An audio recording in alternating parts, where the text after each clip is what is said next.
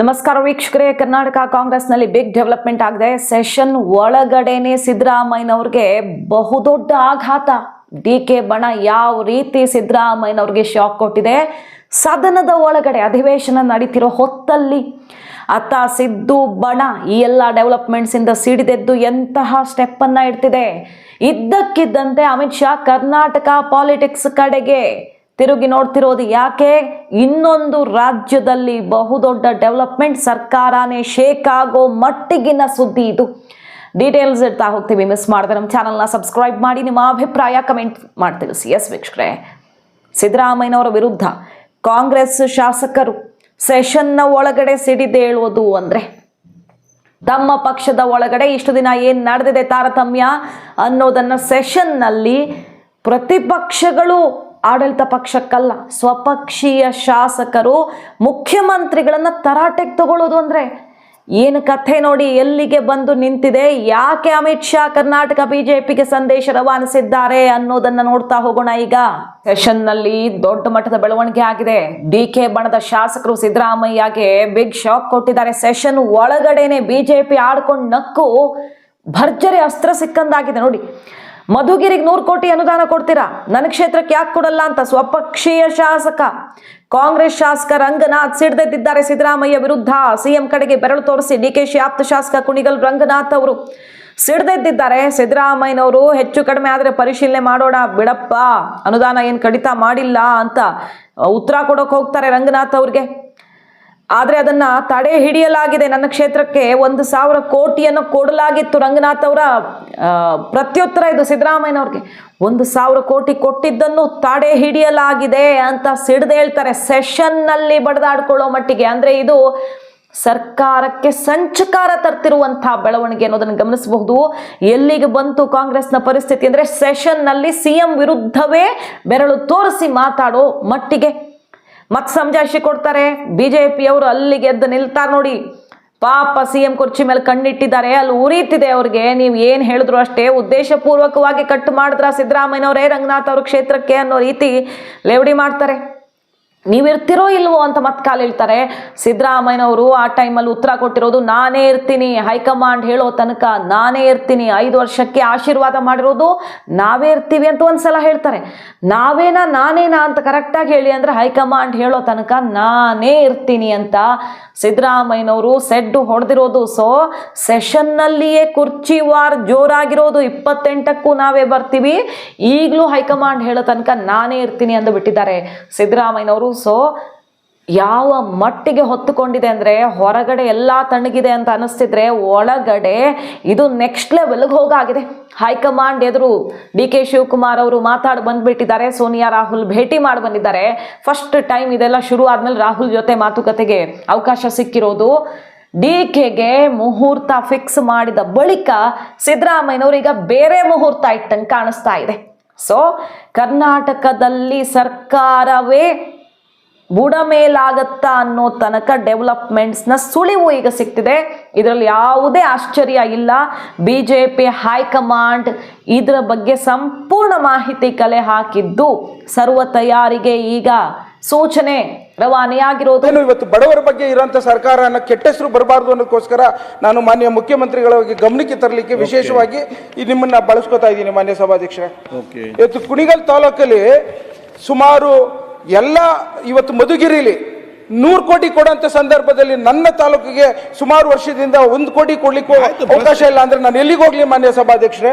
ಮಾನ್ಯ ಮುಖ್ಯಮಂತ್ರಿಗಳು,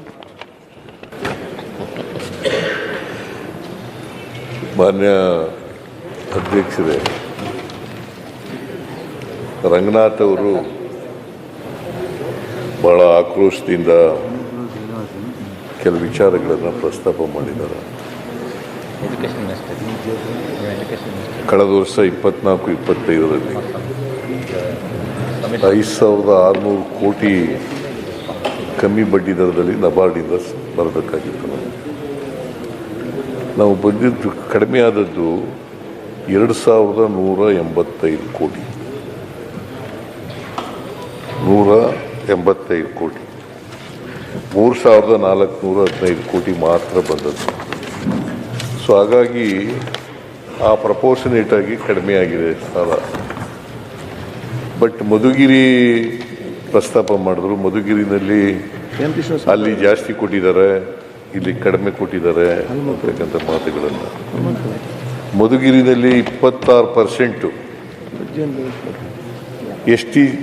SC ಜನಾಂಗದವ್ರು ಇದ್ದಾರೆ. ಕುಣಿಗಲ್ನಲ್ಲಿ ಬರೀ 8% ಮಾತ್ರ SC ಜನಾಂಗದವ್ರು ಇದ್ದಾರೆ. ಹಾಗಾಗಿ ಅಲ್ಲಿ ಸ್ವಲ್ಪ ಜಾಸ್ತಿ ಕೊಟ್ಟಿರ್ಬೋದು. ಈ ವರ್ಷ ಇದು ನಾರಾಯಣ ಸ್ವಾಮಿ ಈ ರಂಗನಾಥ್ ಹೇಳಿದಿರಲ್ಲ ಸರ್,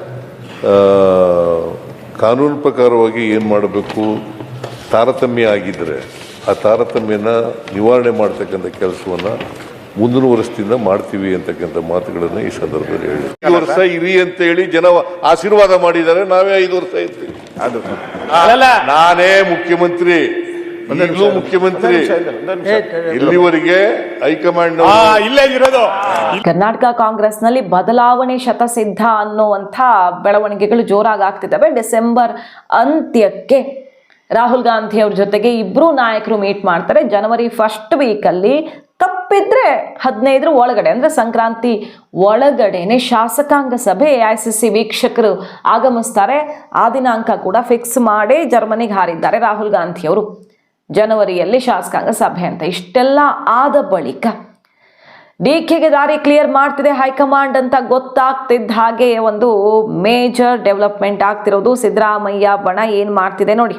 ಜನವರಿ ತಿಂಗಳಲ್ಲಿ ಈಗ ಸಿದ್ದರಾಮಯ್ಯ ಬಣದಿಂದ ಭರ್ಜರಿಯಾಗಿ ಒಂದು ಕಾರ್ಯಕ್ರಮ, 10 ಲಕ್ಷ ಜನ ಒಂದೇ ಕಡೆ ಸೇರ್ತಾರೆ. ಅಹಿಂದ ರತ್ನ ಅನ್ನುವಂತಹ ಪ್ರಶಸ್ತಿಯನ್ನ ಪ್ರದಾನ ಮಾಡೋದು. ಈಗ ಪಕ್ಷದಿಂದ ಅಹಿಂದ ಸಮಾವೇಶ ಮಾಡ್ತೀವಿ, ದಲಿತ ಸಮಾವೇಶ ಮಾಡ್ತೀವಿ ಅಂದ್ರೆ ಹೈಕಮಾಂಡ್ ಬ್ರೇಕ್ ಹಾಕ್ತು. ಇತ್ತೀಚೆಗಷ್ಟೇ ದಲಿತ ಮಿನಿಸ್ಟರ್ಗಳೆಲ್ಲ ಸೇರ್ಕೊಂಡು ಪ್ಲಾನ್ ಮಾಡಿದ್ರು. ಹೈಕಮಾಂಡ್ ಇಂಥ ಶಕ್ತಿ ಪ್ರದರ್ಶನ ಯಾವುದು ಬೇಕಾಗಿಲ್ಲ ಅಂತ ಬ್ರೇಕ್ ಹಾಕ್ತು. ಆದ್ರೆ ಈಗ ಅಹಿಂದ ಒಕ್ಕೂಟದಿಂದ, ಕರ್ನಾಟಕ ರಾಜ್ಯ ಒಕ್ಕೂಟದಿಂದ ಕಾರ್ಯಕ್ರಮ ಮಾಡಬಹುದಲ್ಲ, ಅದನ್ನಂತೂ ಯಾರು ತಡೆಯಕ್ಕಾಗಲ್ಲ. ನೋಡಿ ಈಗ ಏನ್ ಮಾಡ್ತಿದ್ದಾರೆ ಅಂತ.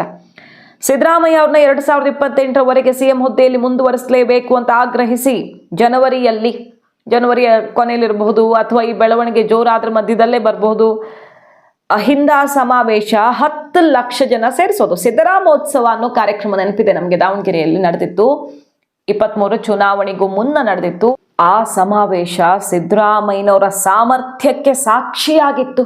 ಅವರ ಹುಟ್ಟದ ಹಬ್ಬ ಅನ್ನೋ ಲೆಕ್ಕಾಚಾರದಲ್ಲಿ ಮಾಡಿದ್ರು. ಆದರೆ ಎಂಥ ಶಕ್ತಿ ಪ್ರದರ್ಶನ ಆಗಿತ್ತಂದ್ರೆ ಆ ಕಾರ್ಯಕ್ರಮಕ್ಕೆ ಬಂದಂಥ ರಾಹುಲ್ ಗಾಂಧಿ ಅವರು ಕಾರಲ್ಲಿ ಹೋಗುವಾಗ DK ಶಿವಕುಮಾರ್ ಅವ್ರ ಜೊತೆಗೆ ಒಂದೇ ಒಂದು ಮಾತಾಡಿದ್ದು, ನಿಜವಾಗ್ಲೂ ಸಿದ್ದರಾಮಯ್ಯನವ್ರು ಎಂಥ ಲೀಡರ್ ಅಲ್ವಾ, ಈ ರೀತಿ ಜನ ಬೆಂಬಲ, ಒಬ್ಬ ನಾಯಕನಿಗೆ ಇಂತಹ ಜನಾಭಿಪ್ರಾಯ, ಮಾಸ್ ಲೀಡರ್, ಎಂಥ ಲೀಡರ್ ಅಲ್ವಾ ರಾಹುಲ್ ಗಾಂಧಿ ಅವರು ಆಡಿದ ಮಾತುಗಳಿವು DK ಎದುರಲ್ಲೇ.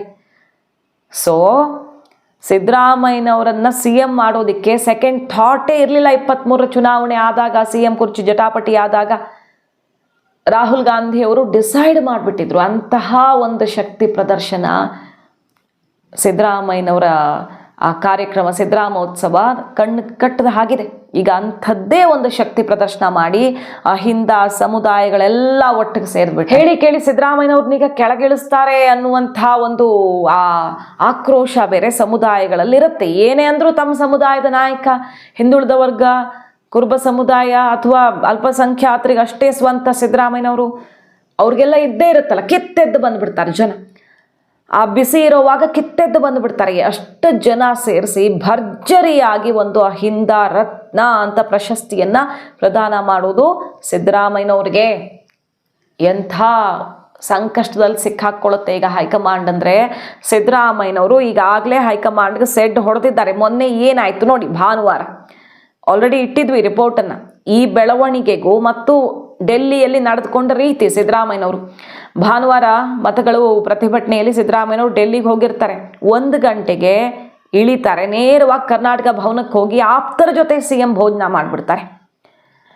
ಆದರೆ ಅದೇ ಹೊತ್ತಲ್ಲಿ ಮಲ್ಲಿಕಾರ್ಜುನ ಖರ್ಗೆ ಅವರು ಭೋಜನ ಕೂಟ ಕರೆದಿರ್ತಾರೆ. AICC ಅಧ್ಯಕ್ಷರು ಸೋನಿಯಾ ಗಾಂಧಿ ಭೋಜನ ಕೂಟ ಏರ್ಪಡಿಸಿರ್ತಾರೆ. ಹೈಕಮಾಂಡ್ ನಾಯಕರು ಅದಕ್ಕೆ ಹೋಗಲ್ಲ, ಆಪ್ತರ ಜೊತೆಗೆ ಊಟ ಮಾಡ್ತಾರೆ ಕರ್ನಾಟಕ ಭವನದಲ್ಲಿ. ಅಲ್ಲಿಂದ ನೇರವಾಗಿ ಮತಗಳು ಪ್ರತಿಭಟನೆಯಲ್ಲಿ ಭಾಗಿಯಾಗ್ತಾರೆ, ಮಾತಾಡ್ತಾರೆ. ಅಲ್ಲಿಂದ ನೇರವಾಗಿ ಸಂಜೆ 5:30ಕ್ಕೆ ಮತ್ತೆ ಡೆಲ್ಲಿ ವಿಮಾನ ನಿಲ್ದಾಣಕ್ಕೆ ತೆರಳುತ್ತಾರೆ. ಬೆಳಗಾವಿ ವಾಪಸ್ ಆಗ್ತಾರೆ. ಸಿದ್ದರಾಮಯ್ಯನವರು ಯಾವುದೇ ನಾಯಕರ ಜೊತೆಗೆ ರಾಹುಲ್ ಗಾಂಧಿ, ಸೋನಿಯಾ ಗಾಂಧಿ ಅವ್ರ ಜೊತೆ, ಮಲ್ಲಿಕಾರ್ಜುನ್ ಖರ್ಗೆ ಅವ್ರ ಜೊತೆ ಮಾತುಕತೆ ನಡೆಸಿಲ್ಲ. ಮತ್ತು ಎಲ್ಲಕ್ಕಿಂತ ಪ್ರಮುಖವಾಗಿ ಹೈಕಮಾಂಡ್ ನಾಯಕರು ಏರ್ಪಡಿಸಿದ್ದ ಭೋಜನ ಕೂಟದಲ್ಲಿ ಕಾಂಗ್ರೆಸ್ ಅಧಿಕಾರದಲ್ಲಿರುವಂಥ ಎಲ್ಲ ರಾಜ್ಯಗಳ ಮುಖ್ಯಮಂತ್ರಿಗಳು ಬಂದಿರ್ತಾರೆ. ಮತ್ತೆ ರಾಮಲೀಲಾ ಮೈದಾನದ ರ್ಯಾಲಿಯನ್ನು ಉದ್ದೇಶಿಸಿ ರೇವಂತ್ ರೆಡ್ಡಿ, ಹಿಮಾಚಲ್ ಪ್ರದೇಶ್ CM ಎಲ್ಲ ಮಾತಾಡ್ತಾರೆ. ಸಿದ್ದರಾಮಯ್ಯನವ್ರು ಪ್ರತಿಭಟಿಸಿದ್ರು, ಖಂಡಿಸಿದ್ರು, ಎಲ್ಲ ಸರಿ. ಬಟ್ ಅಲ್ಲಿ ಅಡ್ರೆಸ್ ಮಾಡಲಿಲ್ಲ ಅನ್ನೋಂಥ ಸುದ್ದಿ ಕೂಡ ನಿನ್ನೆ ಕೆಲವು ರಿಪೋರ್ಟ್ಸ್ ಬಂದ್ವು, ಗಮನಿಸಿರ್ತೀರಿ. ಸೊ ಸಿದ್ದರಾಮಯ್ಯನವರೀಗ ನೇರ ಹೈಕಮಾಂಡ್ಗೆ ಎಚ್ಚರಿಕೆ ಕೊಡೋ ರೀತಿಯಲ್ಲಿ ನಡ್ಕೊಳ್ತಿದ್ದಾರೆ.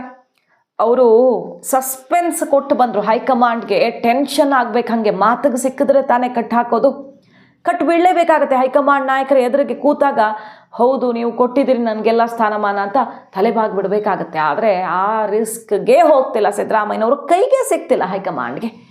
DKಗೆ ಪಟ್ಟ ಕಟ್ಟೋ ನಿರ್ಧಾರ ಹೈಕಮಾಂಡ್ ಮಾಡಿದೆ, ಬಹುತೇಕ ಅದು ಫೈನಲ್ ಆಗಿದೆ. ಡಿಸೆಂಬರ್ ಅಂತ್ಯಕ್ಕೆ ಸಭೆ, ಜನವರಿ ಮೊದಲ ಅಥವಾ 2ನೇ ವಾರ, ಈಗಾಗಲೇ ಹೇಳಿದಾಗೆ ಶಾಸಕಾಂಗ ಸಭೆ ನಡೆಯುತ್ತೆ. ಇಲ್ಲಿ ಶಾಸಕರ ಅಭಿಪ್ರಾಯ ಸಂಗ್ರಹ ಮತ್ತೊಂದು ಅಂತ ಹೆಸರಿಗೆ ನಡೆಯುತ್ತೆ. ಹೈಕಮಾಂಡ್ DKಗೆ ಕೊಡೋದು ಬಹುತೇಕ ಫಿಕ್ಸ್ ಅಂತಾನೆ ಕೇಳಿ ಬರ್ತಿರೋದು. ಈ ಹೊತ್ತಲ್ಲಿ ಸಿದ್ದರಾಮಯ್ಯನವರು ಯಾರಿಗೂ ಸಿಗದೆ ಎದ್ದು ಹೋಗ್ತಾರೆ ಅಂದರೆ, ಭೋಜನ ಕೂಟಕ್ಕೂ ಹೈಕಮಾಂಡ್ ಆಹ್ವಾನಿಸಿದ್ರೂ ಕೂಡ ಆಪ್ತರ ಜೊತೆ ಊಟ ಮಾಡ್ತಾರೆ ಅಂದರೆ ಏನಾಗುತ್ತೆ ಕರ್ನಾಟಕ ಪಾಲಿಟಿಕ್ಸಲ್ಲಿ ಅನ್ನೋದ್ರ ಕ್ಲಿಯರ್ ಪಿಕ್ಚರ್ ಇದು. BJP ಹೈಕಮಾಂಡ್ ಅಲರ್ಟ್ ಆಗಿದೆ. ಈ ಹೊತ್ತಲ್ಲಿ ಕರ್ನಾಟಕದಲ್ಲಿ ಒಂದು ಊಹಿಸದಂಥ ಬೆಳವಣಿಗೆ. ಜನವರಿಲಿ ಸರ್ಕಾರ DK ಶಿವಕುಮಾರ್ ಅವ್ರ ನೇತೃತ್ವದಲ್ಲಿ ಬಂದರೆ ಅದಾಗ 3-4 ತಿಂಗಳಲ್ಲಿ ಏನು ಬೇಕಾದರೂ ಆಗಬಹುದು ಅನ್ನೋದಕ್ಕೆ BJP ಹೈಕಮಾಂಡ್ ಅಲರ್ಟ್ ಆಗಿದೆ. ಅಮಿತ್ ಶಾ ಅವರು ರಾಜ್ಯಕ್ಕೆ ಕೆಲವು ನಾಯಕರನ್ನೆಲ್ಲ ಕಳಿಸ್ಕೊಡ್ತಿದ್ದಾರೆ. ಇಲ್ಲಿನ ಪ್ರತಿ ಮೀಟಿಂಗನ್ನು ಕೂಡ ಹತ್ತಿರದಿಂದ ಗಮನಿಸ್ತಾ ಇದೆ. ಸೊ ಮತ್ತೊಂದು ರಾಜ್ಯದಲ್ಲಿ BJP ಏನೋ ಒಂದು ದೊಡ್ಡ ಬೆಳವಣಿಗೆ ಆಗತ್ತೆ, ತಯಾರಾಗಿರಬೇಕು ಅನ್ನೋ ಸಂದೇಶವನ್ನು ರಾಜ್ಯ ನಾಯಕರಿಗೂ ಕೂಡ ರವಾನಿಸಿದ್ದು ಕರ್ನಾಟಕ BJPಯಲ್ಲೂ ಒಂದಿಷ್ಟು ಬದಲಾವಣೆ ಬೆಳವಣಿಗೆಗಳೆಲ್ಲ ಆಗ್ತಿರೋದು. ಸೊ ಅಷ್ಟರ ಮಟ್ಟಿಗೆ ಕರ್ನಾಟಕ ಕಾಂಗ್ರೆಸ್ನ ಡೆವಲಪ್ಮೆಂಟ್ಸ್ ಈಗ ಸಿದ್ದರಾಮಯ್ಯನವ್ರ ಸುತ್ತ ದೊಡ್ಡ ಸಮಾವೇಶ ಮಾಡ್ತಾರೆ ಅಂದರೆ ಅವ್ರು ಯಾವಾಗ ಸಿಡ್ದೆದ್ದಿದ್ದಾರೋ ಆಗೆಲ್ಲ ಇಂಥವು ನಡೆದಿವೆ. ಅದರಲ್ಲೂ ದಾವಣಗೆರೆಯಲ್ಲಿ ತೊಡೆ ತಟ್ಟಿದ್ರು ಅಂದರೆ ಸಿದ್ದರಾಮಯ್ಯನವರು, ಅದು ದೇವೇಗೌಡರ ವಿಚಾರದಲ್ಲಿರಬಹುದು, ಆಮೇಲೆ ಸಿದ್ದರಾಮೋತ್ಸವದ ಖದರಿರಬಹುದು. ಈಗ ಸಿದ್ದರಾಮಯ್ಯನವರು ಅತ್ಯಂತ ನಿರ್ಣಾಯಕ ಘಟ್ಟದಲ್ಲಿದೆ ಅವರ ರಾಜಕೀಯ ಭವಿಷ್ಯ. ಇನ್ನೇನು ಕಂಪ್ಲೀಟ್ ಮಾಡಿ, ಈ ಅವಧಿಯನ್ನು ಕಂಪ್ಲೀಟ್ ಮಾಡಿ ಬಹುತೇಕ ಯಾವ ರಾಜಕಾರಣಿಗಳಿಂದನೂ ಆಗದಂತಹ ಒಂದು ದಾಖಲೆಯನ್ನು ಸೃಷ್ಟಿಸ್ಬಿಡ್ತಾರೆ. ದೇವರಾಜ ಅರಸು ದಾಖಲೆ ಇನ್ನೇನು ಮುರಿದೇ ಬಿಡ್ತಾರೆ ಅವರು. ಆದರೆ ಇನ್ನೂ ಒಂದು ಅವಧಿ ಕಂಪ್ಲೀಟೇ ಮಾಡೋ ಆಸೆಯಲ್ಲಿ ಅವರ ಆಪ್ತರು, ಅತ್ಯಾಪ್ತರು ಎಲ್ಲ ಇದ್ದಾರೆ. ಸೊ ಸಿದ್ದರಾಮಯ್ಯನವರು ಹಠಕ್ಕೆ ಬಿದ್ದಿದ್ದಾರೆ ಅನ್ನೋದು ಕ್ಲಿಯರ್ ಕಟ್ ಆಗಿ ಕಾಣಿಸ್ತಿದೆ.